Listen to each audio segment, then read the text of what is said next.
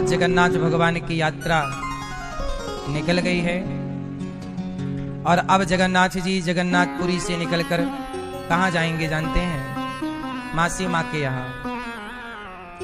संसार का व्यक्ति रिश्ता निभाए ना निभाए, भगवान रिश्ता निभाते हैं। जगन्नाथ जी की यात्रा की कथा क्या है, आओ सुनते हैं। कहते हैं जगन्नाथ जी की यात्रा हजारों साल से निकल रही है।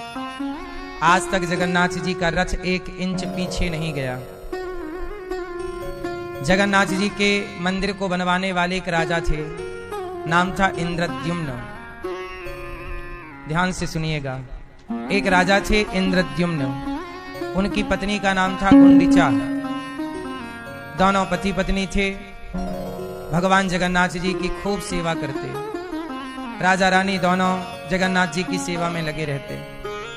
एक दिन जगन्नाथ जी राजा रानी की सेवा से बहुत प्रसन्न हुए और जगन्नाथ भगवान प्रकट हो गए। कहा, मां वरदान मांग लो। राजा बोले, प्रभु आप मिल गए हैं, आपसे बढ़कर और कौन सा वरदान होगा। आप अपनी मां से पूछ लो, अर्थात रानी से। तो गुंडीचा मां से कहा जगन्नाथ जी ने, मां आप बताओ क्या चाहिए। मां ने कहा कि ना प्रभु, हम आपकी भक्ति करते हैं, आपने हमें अपनी भक्ति दी है, सब कुछ दिया है, अब हमें कुछ चाहिए नहीं, बस आपका स्मरण बना रहे, आपका चिंतन बना रहे, बस यही चाहते हैं। भगवान जगन्नाथ जी बोले, नहीं, मैं कुछ देना चाहता हूं। मैं देख रहा हूं कि आपके पुत्र नहीं हैं। मैं चाहता हूं, मैं आपको पुत्र होने का वरदान देता हूं, आपको पुत्र होगा। रानी रोने लग गई। कहा, प्रभु ऐसा क्यों कह रहे हो कि मेरे कोई पुत्र नहीं है। मेरे तो 3 बच्चे हैं, 3 पुत्र, 2 पुत्र 1 पुत्री है। भगवान जगन्नाथ जी बोले, मां मैं देख रहा हूं तुम्हारे भाग्य की रेखाएं, तुम्हारे भाग्य में कोई पुत्र नहीं है और तुम कहती हो कि मेरे 3 पुत्र हैं, 2 पुत्र 1 पुत्री। मुझे तो नहीं दिखाई पड़ रहा है तुम्हारे भाग्य में। तब मां गुंडिचा आंखों में अश्रु भरकर बोली, प्रभु आप तो भगवान हैं, आप सब देख सकते हैं, पता नहीं आपको मेरी ममता क्यों नजर नहीं आती। मेरे 3 संतान हैं, मुझे कोई पुत्र नहीं चाहिए। आपने पुत्र होने का जो वरदान दिया वो वापस ले लो, मुझे कोई चौथा पुत्र चाहिए ही नहीं। मां असत्य क्यों कहती हो, तुम्हारे कोई पुत्र नहीं है। मां ने भीगी हुई पलकों से भगवान जगन्नाथ जी की ओर देखा। कहा, प्रभु मेरे पुत्र हैं। जगन्नाथ जी बोले, तो ठीक है, बताओ आपके पुत्र हैं तो बताओ नाम क्या है। तब मां गुंडिचा बोली कि प्रभु मेरे बड़े पुत्र का नाम है बलभद्र, मेरे छोटे पुत्र का नाम है जगन्नाथ और मेरी एक पुत्री है जिसका नाम सुभद्रा है। तुम तीनों मेरे पुत्र हो और मैं आपको पुत्र के रूप में देखती हूं। अब तो जगन्नाथ जी रोने लग गए। मां मैं भगवान हूं, सब देख सकता हूं, पर मैं तुम्हारे इस निश्चल भाव को नहीं देख पाया। तुम मुझे पुत्र के रूप में भजती हो, तुम मेरे से कुछ नहीं चाहती हो। मैं सदा वचन देता हूं, सदा सदा के लिए मैं आपका पुत्र बनकर के रहूंगा। वही राजा रानी जब तक जीवित थे तो सदा नित्य भगवान जगन्नाथ जी के पास आया करते। आप कभी जगन्नाथ जी गए हों तो देखे होंगे, जगन्नाथ मंदिर से ठीक सामने राजा का महल है। आज भी जहां भगवान की यात्रा जाती है ना, वहीं पर राजा रानी रहा करते थे। रोज जाते जगन्नाथ जी का दर्शन, और माँ अपने महलों से जगन्नाथ जी को दूर से देखती, वहां से भगवान जगन्नाथ जी का मंदिर और ध्वजा दिखती है। एक दिन क्या हुआ कि माँ बहुत बूढ़ी हो गई, अब चला नहीं जा रहा है। चलो रथ से मंदिर तक तो जैसे तैसे आ गई, पर मंदिर की सीढ़ी बुढ़ापे में चढ़ी नहीं जा रही है। तो गुंडीचा माँ जब आई तो एक दिन क्या हुआ कि सीढ़ी से गिर गई, और जब गिरी तो भगवान ने कहा, माँ अब आप मत आया करो, अब आप बूढ़ी हो गई हो, अब नहीं आया करो। तो बेटा मैं तुम्हारे बिना कैसे रहूंगी। तो माँ ने कहा कि प्रभु मैं आपके दर्शन के बिना रह नहीं सकती। तब भगवान बोले कि माँ अब आप मत आया करो, मैं आया करूंगा आपका दर्शन करने के लिए। इसी बहाने मैं आपका और भक्तों का दर्शन किया करूंगा। तो भगवान अपनी मासी माँ से मिलने के लिए साल में एक बार निकलते हैं रथ पर सवार होकर। भगवान कृष्ण मतलब जगन्नाथ जी, बलराम जी मतलब बलभद्र और भगवान की बहन सुभद्रा, ये तीनों निकलते हैं। भगवान जगन्नाथ जी की यात्रा निकलती है और मासी माँ गुंडीचा माँ से मिलने के लिए निकलते हैं। तो देखो, अपना बेटा जो पैदा करती हो आप, वो बुढ़ापे में पानी देगा कि नहीं इसकी गारंटी नहीं है, पर जगत के नाथ जगन्नाथ को पुत्र बनाया तो वो भगवान होकर भी माँ का दर्शन करने जाते हैं। और गौरी गोपाल आश्रम में इतनी माएँ रहती हैं सालों से, कोई 2 साल से, कोई 5 साल से बेटा दर्शन करने नहीं आता। भगवान देखो मां के दर्शन करने जा रहे हैं। सच बताएं, रिश्ता भगवान ही निभाते हैं।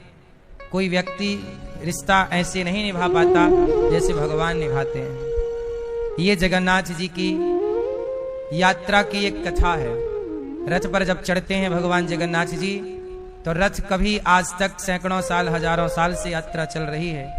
जगन्नाथ जी का रथ आगे ही बढ़ता रहा। हजारों लोग उस रथ की डोर पकड़ करके खींचते हैं, मानो भगवान से कहते हैं कि प्रभु, जैसे हमने आपके रथ की डोर पकड़ी है नाथ, ऐसे आप भी हमारी जिंदगी की डोर पकड़ लीजिएगा और आप ही हमारे इस जीवन के रथ को चलाइएगा। सच्चे ड्राइवर तो भगवान ही हैं, जो सबकी गाड़ी मंजिल तक पहुंचाते हैं। ऐसे जगन्नाथ भगवान को हम यहाँ बैठकर ही भगवान जगन्नाथ जी का ध्यान करें और मानसिक रूप से जगन्नाथपुरी की उस रथ यात्रा में भाव से हम भी उस रस्सी को पकड़ें और भाव से हम भी उस रस्सी को पकड़कर प्रभु की यात्रा में सम्मिलित हों। बोलिए जगन्नाथ भगवान की।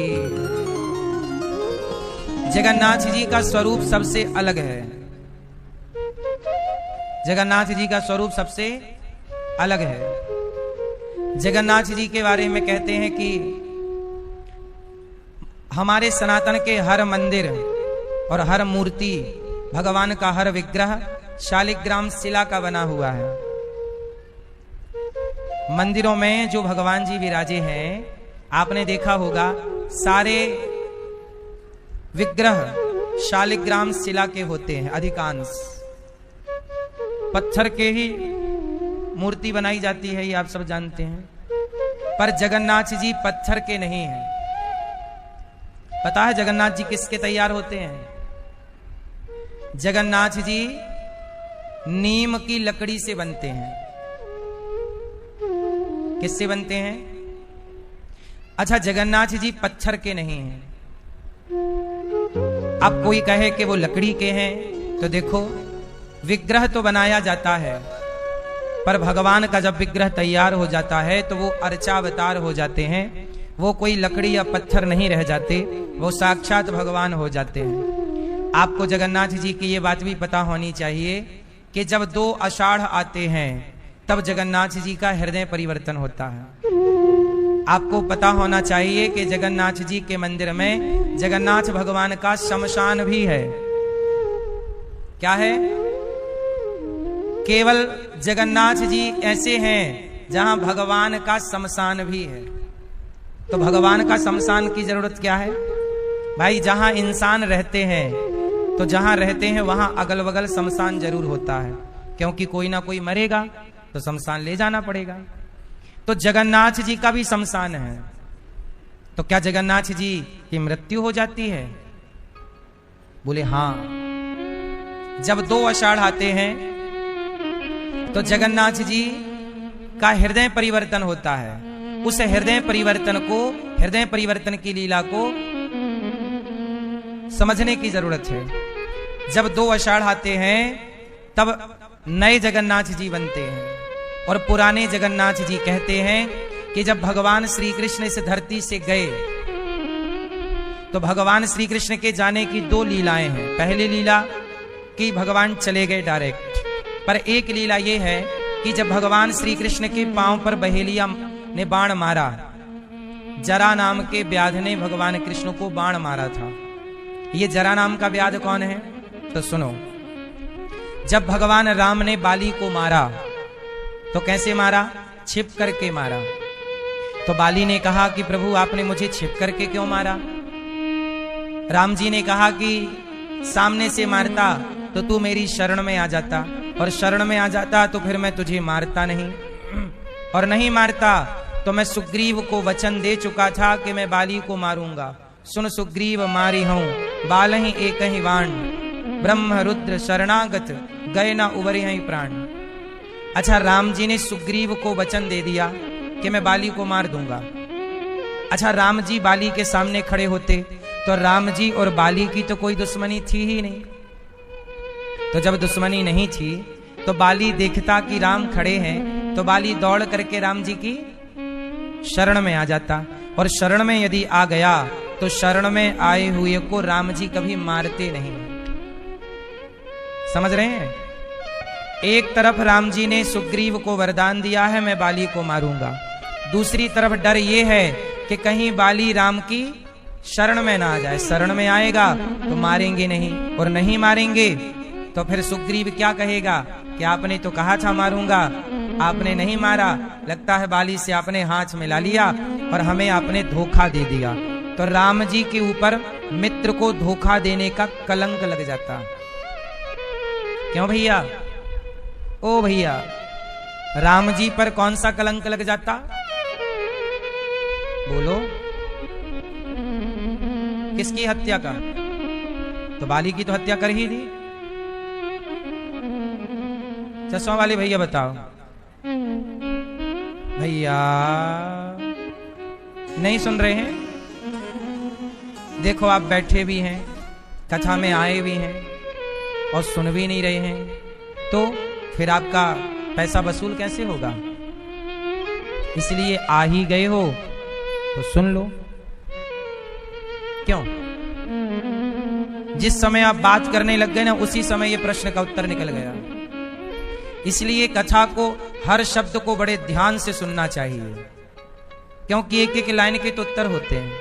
वो लाइन निकल गई मतलब गया। पूरी कहानी समझ में आएगी एक लाइन से, और वही लाइन मिस कर दी तो पूरी कहानी समझ में आएगी ही नहीं। तो सुनो, आपके कारण रिपीट कर रहा हूं, ध्यान से अच्छे श्रोता बनो। सुनने हैं, केवल सुनना है। राम जी यदि बाली को मारते, सामने खड़े होके मारते, तो राम जी की शरण में आ जाता बाली, फिर राम जी ना मारते, और ना मारते तो सुग्रीव आरोप लगाता कि आपने बाली से हाथ मिला लिया और मित्र को अर्थात सुग्रीव को आपने धोखा दे दिया। तो सुग्रीव ये आरोप लगा सकता था राम पर कि आपने मित्र के साथ विश्वासघात किया। इसलिए राम जी ने बाली को सामने से नहीं मारा, छिप करके मारा। तो कई लोग सवाल करते हैं ना कि राम जी ने बाली को छिप के क्यों मारा? ये इस प्रश्न का उत्तर है। ये छिप के क्यों मारा, ये कारण था। छिप के मार दिया। अब मार देने के बाद बाली बार बार कहता है, कारण कवन नाच मोहि मारा, मैं बैरी सुग्रीव प्यारा। क्यों मारा, क्यों मारा? राम जी बोले, ऐसा है बाली कि यदि तूने अपने भाई की पत्नी को रखा है गलत तरीके से, मैंने इसलिए तुझे मार दिया। अनुज बधू भगनी सुतनारी, सुन सठ कन्या सम ऐचारी, इन्हीं को दृष्टि विलोकय जोई, ताही बधे कछु पाप न होई। तूने सुग्रीव की पत्नी का अपहरण करके उसके संग गलत करता है, और तुझ जैसे पापी छोटे भाई की पत्नी जो होती है वह बेटी की तरह होती है। छोटे भाई की पत्नी क्या होती है? बेटी की तरह। और तूने उसके साथ गलत किया, इसलिए तुझ जैसे पापी को चाहे सामने से मारो चाहे छिपके मारो, बस मार देना चाहिए, सो मैंने मार दिया। फिर भी बाली बोला, क्यों मारा? तब राम जी ने कहा, कोई बात नहीं, मैंने तुझे छिपके मारा है, अगले जन्म में जब मैं कृष्ण अवतार लूंगा तो तू भी मुझे छिपके मार देना, तो अपना तेरा हिसाब किताब बराबर हो जाएगा। तो वही राम अगली बार कृष्ण बने, और जब भगवान के 125 वर्ष हो गए, भगवान कृष्ण की लीला, सारी लीला हो गई, तो जंगल में भगवान एक पांव पर दूसरा पांव रख करके पेड़ के नीचे लेटे थे। तभी एक जरा नाम का व्याध, वही बाली अगले जन्म में व्याध बना, और भगवान के चरण चमक रहे थे। तो चरण चमकते हुए से लगा कोई हिरण है, उसके अंदर कुछ चमकदार या कोई और चीज समझा, और उसने बाण मारा, और वो बाण जाके भगवान के चरणों में लगा। और जब पांव में लगा तो जरा नाम का व्याध आया, बोला अरे अब तो वो देख के अवाक, प्रभु आप पहचान गए तो भगवान श्री कृष्ण है। चरणों में गिर पड़ा, प्रभु मेरे से अपराध हो गया। भगवान कृष्ण मुस्कुराए कि जरा तू पिछले जन्म में बाली था और आज तेरी मुक्ति के लिए मैंने ये रास्ता चुना।